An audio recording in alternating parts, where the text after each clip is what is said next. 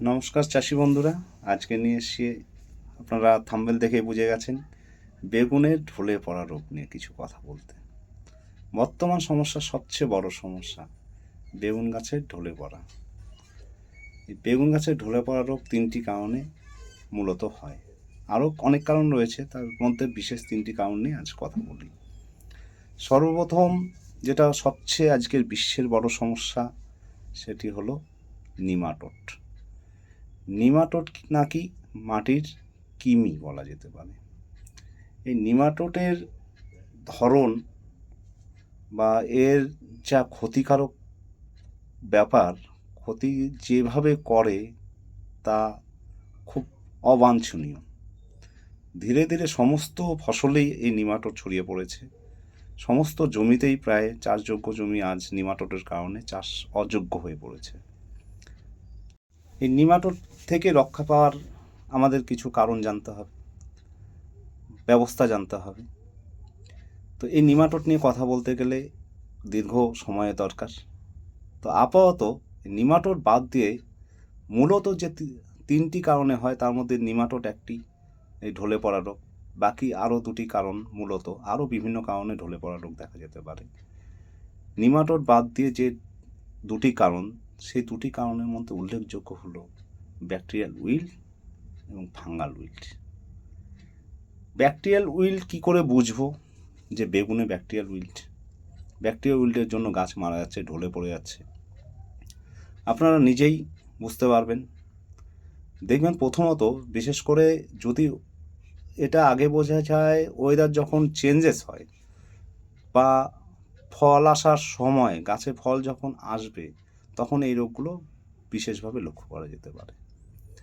বেগুন গাছের পাতায় প্রথমে যে কোনো একটি পাতায় দেখবেন ছোট্ট একটু লালচে টাইপের হয়ে গেছে বা পুড়ে যাওয়ার মতো হয়ে গেছে। কেউ হয়তো কোনো আগুন দিয়ে জ্বালিয়ে দিয়েছে পাতার এক সাইডে, যে কোনো একটি ডালের পাতার এক সাইডে।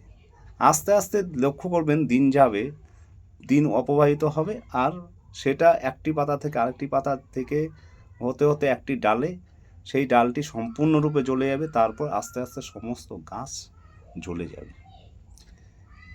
এই রকম সমস্ত গাছ জ্বলে যাওয়ার পরে দেখবেন ওর পাশে আরও যে গাছ আছে, সেই গাছে গিয়ে ওটা লেগে যাচ্ছে।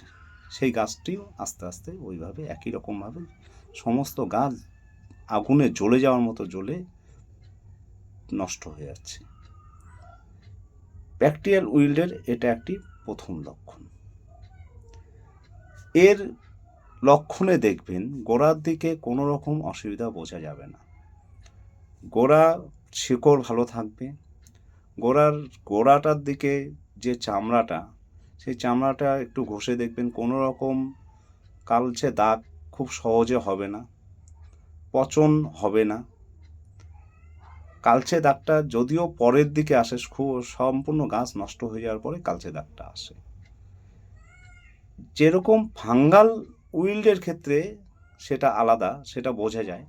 এই ব্যাকটেরিয়াল উইল্ডে পাতার থেকেই প্রথমত লক্ষণটা বোঝা যাবে যে এটা ব্যাকটেরিয়াল উইল্ড। এটা গেল ব্যাকটেরিয়াল উইল্ডের চেনার উপায়। আর একটি চেনার উপায়, আপনি একটি গাছকে মুড়ো থেকে তুলে ভালো করে ধুয়ে নিয়ে টুকরো টুকরো করে সেই মুড়োটা, অর্থাৎ গড়ার দিকটা সুন্দর করে কেটে আপনি একটা সাদা জলের গ্লাস বা যে কোনো গ্লাসে, সাদা গ্লাসে পরিষ্কার শুদ্ধ জল নিয়ে সেই টুকরোগুলো যদি ফেলে দেন, দেখবেন ধোঁয়ার মতো কিছু একটা বেরোচ্ছে। ওটা যদি আধা ঘন্টা রেখে দেওয়া যায়, দেখা যাবে সম্পূর্ণ জলটি ঘোলাটে হয়ে গেছে। এটা ব্যাকটেরিয়াল, এটাই ব্যাকটেরিয়াল উইল। এই ব্যাকটেরিয়াল উইলটা কে ঘটায়? রাজটোনিয়া সোলোনিফোরামস নামে একটি ব্যাকটেরিয়া হয়, সেই ব্যাকটেরিয়াই এই উইলটা ঘটায়। ব্যাকটেরিয়াল উইল্ডের পাশাপাশি বলতে হয় আর একটি কারণ, যেটি হলো ফাঙ্গাল উইল্ড। ফাঙ্গাল উইল্ড কী করে বুঝব? ফাঙ্গাল উইল্ডের ক্ষেত্রে পাতার দিকে প্রথমে কিচ্ছু বোঝা যায় না। সমস্ত গাছ দেখা যাবে ঝিমিয়ে গেছে, সকালবেলা গেলে পরে প্রথমের দিকে যখন এই ফাঙ্গাল উইল লাগে, প্রথমের দিকে সকালের দিকে গেলে পরে আক্রান্ত গাছ দেখে মনে হবে না ঠিকঠাক আছে, যত রৌদ্র হবে ঝিমিয়ে যাবে। আস্তে আস্তে আস্তে আস্তে সেই গাছটি আর সকালবেলা ঠিক হবে না, আস্তে আস্তে মরেই যাবে। এই ফাঙ্গাল উইল্টের প্রথম লক্ষণ। ফাঙ্গাল উইল্টের আর একটি লক্ষণ হলো আপনি গোড়ার দিকটা দেখবেন, গোড়াটি মনে হয় পচে গেছে বা একটু পোজ বের হওয়ার মতো কিছু বেরোচ্ছে, বা কিছু ফল দেখবেন ফলগুলো সাইড দিয়ে হয়তো আগুনে কেউ পুড়িয়ে দিয়েছে, সেই রকম ফলের মধ্যে পচে যাওয়ার মতো দেখা যাবে এই ফাঙ্গাল উইল্টের কারণে। এই ফাঙ্গাল উইল্ট কে ঘটায়? নাকি ফুজেরিয়াম অক্সিফোরাম বলে এক ফাঙ্গাল।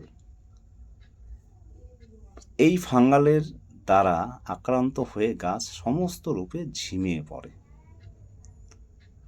মোটামুটি পার্থক্য যদি আমরা দেখি, এক হলো ব্যাকটেরিয়াল উইল্টের ক্ষেত্রে পাতার দিকে প্রথমত বোঝা যায় পাতা একটু পুড়ে যাচ্ছে, আস্তে আস্তে একটি ডাল থেকে সমস্ত গাছটি ঝলসে পুড়ে যাবে।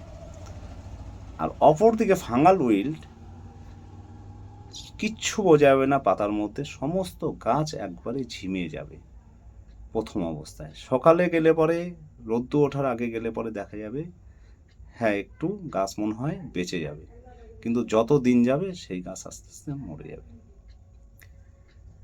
এই দুটো হলো ব্যাকটেরিয়াল উইল্ট আর ফাঙ্গাল উইল্টের ডিফারেন্স। তো ব্যাকটেরিয়াল উইল্ট বা ফাঙ্গাল উইল্ট যেন না লাগে তার জন্য একটু ব্যবস্থা নিতে হয়। কিউরেটিভ তো কিছু হলে আছে, সম্পূর্ণরূপে কিউরেটিভ এখনও সেইভাবে বেরোয়নি এই দুটো রোগের জন্য। আমাদের আগে চেষ্টা করতে হবে যেন আমরা এই ফাঙ্গাল আসার আগেই কিছু ব্যবস্থা নিতে পারি। জমি চাষের সময় লক্ষ্য করতে হবে জমি যেন বর্তমান পরিস্থিতি যে পাওয়ার টিলার ব্যবহার করা হচ্ছে সেই পাওয়ার টিলার ব্যবহার করবেন, কিন্তু তার আগে দেখবেন যেগুলো পাতি ভাষায় বাংলা হাল বলে বা গরুর হাল, কালটি নামে পরিচিতি, এই সমস্ত হাল দিয়ে জমি ভালো করে চাষ করুন। চাষ করে কিছুদিন ফেলে রাখুন। একই ফসল বারবার জমিতে লাগাবেন না। ইন্টারভেল অর্থাৎ এক ফসলের পরে অন্য ফসল লাগানোর পরে আবার কিছু বছর বাদ দিয়ে বেগুন চাষ করুন। বেগুন চাষের জমি তৈরি করার সময় কিছু ব্লিচিং পাউডার এবং ডলোচুন 15 দিন আগে প্রয়োগ করে জলসেচ দিয়ে জমিটাকে তৈরি করুন। বিঘা প্রতি 2 কেজি হারে ডলোচুন, 2 থেকে 2.5 কেজি হারে ব্লিচিং পাউডার দিয়ে জমিটাকে তৈরি করুন। তাতে এই ব্যাকটেরিয়াল উইল্ট আর ফাঙ্গাল উইল্ট অনেকটাই আমাদের রক্ষা দেবে। এবার লেগে যাওয়ার পরে কি করা যায়? ব্যাকটেরিয়াল উইল্ট যদি লেগে গেল তারপরে কি করা যায়? এই ক্ষেত্রে সম্পূর্ণরূপে কিওর নাও হতে পারে, কেননা এগুলোর পারফেক্ট সঠিক ওষুধ এখনো বেরোয়নি। তাতে আমাদের কি করা যেতে পারে যেন কিছুটা হলেও রক্ষা করা যায়? এই ব্যাকটেরিয়া উইল্টের জন্য কিছু কিছু ওষুধ দিয়ে আমরা বারবার দিয়ে থামিয়ে রাখতে পারি বা এটাকে আটকানো যেতে পারে। ব্যাকটেরিয়া উইল্টের ক্ষেত্রে আমরা ব্যবহার করব প্ল্যান্টোমাইসিন, অর্থাৎ এটা ব্র্যান্ড নেম, যে কোনো স্ট্রেপ্টোমাইসিন নিলেই হবে। ট্যাঙ্কি প্রতি 7 গ্রাম থেকে 10 গ্রাম আপনি এই স্ট্রেপ্টোমাইসিন গাছের পাতায় এবং গোড়ায় ব্যবহার করুন। গাছের গোড়াতেও ব্যবহার করুন, গাছের পাতাতেও ভালো করে স্প্রে করুন। কিন্তু শুধু এই স্প্রে নয়, তার থেকে আজকে একটি বড় ম্যাজিক বলি। কোনো ওষুধ ব্যবহার করার আগে এই ব্যাকটেরিয়াল উইল যদি কোনো জমিতে হয়ে থাকে তাহলে কোনো রকম ওষুধ আগে প্রয়োগ না করে আপনার ঘাড়ে একদম নাকি জল সস্তা জিনিস, ভালো করে প্রত্যেকটি গাছ শুধু প্লেন জল দিয়ে ধুয়ে দিন। একটি গুরুত্বপূর্ণ কথা, ব্যাকটেরিয়াল উইল্ট হলে পরে বেশি করে জল নিয়ে সমস্ত গাছ ভালো করে স্প্রে করে ধুয়ে দিন। এটি প্রথম ব্যাকটেরিয়াল উইল্টের কিউরেটিভ ফর্মুলেশন, বিনে পয়সার ফর্মুলেশন। তারপরে আপনি ওষুধের দিকে আসতে পারেন।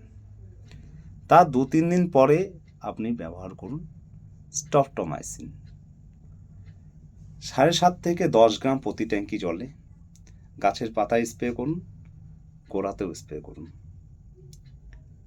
আবার 4 দিন অন্তর একই রকম রিপিট করুন সেই স্ট্রেপ্টোমাইসিন 5 গ্রাম 7.5 গ্রাম করে, 7.5 গ্রাম থেকে 10 গ্রাম প্রতি ট্যাঙ্কি জলে, একই রকম গোড়ায় এবং গাছের পাতায়। এই স্ট্রেপ্টোমাইসিন একমাত্র অ্যান্টিবায়োটিক পারে আপার টু ডাউন, ডাউন টু আপার কাজ করতে। তাহলে একমাত্র উপায় হলো জল, শুদ্ধ প্লেন জল, দ্বিতীয় স্ট্রেপ্টোমাইসিন। এর বাইরে অনেক ওষুধ রয়েছে, সেগুলো কতটা কার্যকরী আমার জানা নেই। ফাঙ্গাল উইল্ডের ক্ষেত্রে এবার বলি। ফাঙ্গাল উইল্ডের ক্ষেত্রে গাছের উপরের থেকে গোড়ায় বিশেষ নজর দেবেন। গাছের গোড়ার দিকে আপনি ব্যবহার করতে পারেন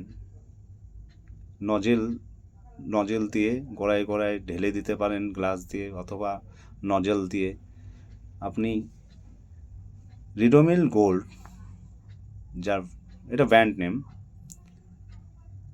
অনেক কোম্পানির আছে, metalaxyl M plus mancozeb, metalaxyl M নেওয়ার চেষ্টা করবেন। মেটালক্সিল অনেক গ্রুপের হয়, মেটালক্সিল এমটি নেওয়ার চেষ্টা করবেন, সে যে কোনো কোম্পানির হতে পারে। তার সঙ্গে এটি 2 গ্রাম করে দেবেন, তার সঙ্গে 3 থেকে 4 ml করে ভ্যালিডামাইসিন, এটি আপনি গোড়ায় ব্যবহার করুন। এই দুটো একসঙ্গে মিশিয়ে 4 ml করে, 3 থেকে 4 ml করে প্রতি লিটার জলে, আর 2 গ্রাম হারে প্রতি লিটার জলে মেটালক্সিল এম প্লাস ম্যানকোজেব, এগুলো গোড়ায় ব্যবহার করুন। কখন? ফাঙ্গাল উইল্ট হলে পরে। তার সঙ্গে ওপরে কিছু ফাঙ্গিসাইড স্প্রে করুন, যেমন কার্যকারী হতে পারে কাসুকামাইসিন প্লাস কপার অক্সিক্লোরাইড। আবার ইন্টারভেল করুন, পরে একই রকম কম্পোজিশন না দিয়ে কিছুদিন পরে ব্যবহার করুন কপার হাইড্রোক্সাইড। কিন্তু লক্ষ্য করবেন, কপার হাইড্রোক্সাইড একদম কোনো রকম রোদে দেবেন না, যতটা বিকেলের দিকে স্প্রে করা যায়। আর গোড়ার দিকে আবার ইন্টারভেল করতে পারেন ন্যাটিভো, যা নাকি আছে ট্যাবোকোনাজল আর থিপ্রোস্টোবিন। এই ট্যাবোকোনাজলটি কি করে? যে ফাঙ্গাস তাহার কোষ প্রাচীরের নির্মাণে ব্যাঘাত ঘটায় এবং তাকে বাড়তে দেয় না, তার বৃদ্ধি ক্ষমতা হ্রাস করে। আর থিপ্রোস্টোবিন এই কম্পোজিশনের মধ্যেই পাবেন, ন্যাটিভোর মধ্যে পাবেন। থিপ্রোস্টোবিন যে কোনো ফাঙ্গালের শ্বাস প্রশ্বাসে ব্যাঘাত ঘটায়, তাতে আমাদের ফাঙ্গাস মৃত্যু ঘটল। এই ফাঙ্গাস মৃত্যু ঘটার কারণে আমাদের ফাঙ্গাসটি নষ্ট হওয়ার কারণে আর গাছ মারা যাবে না। ধন্যবাদ বন্ধুরা, ভালো লাগলে অবশ্যই লাইক কমেন্ট করে দিন এবং সাবস্ক্রাইব করুন।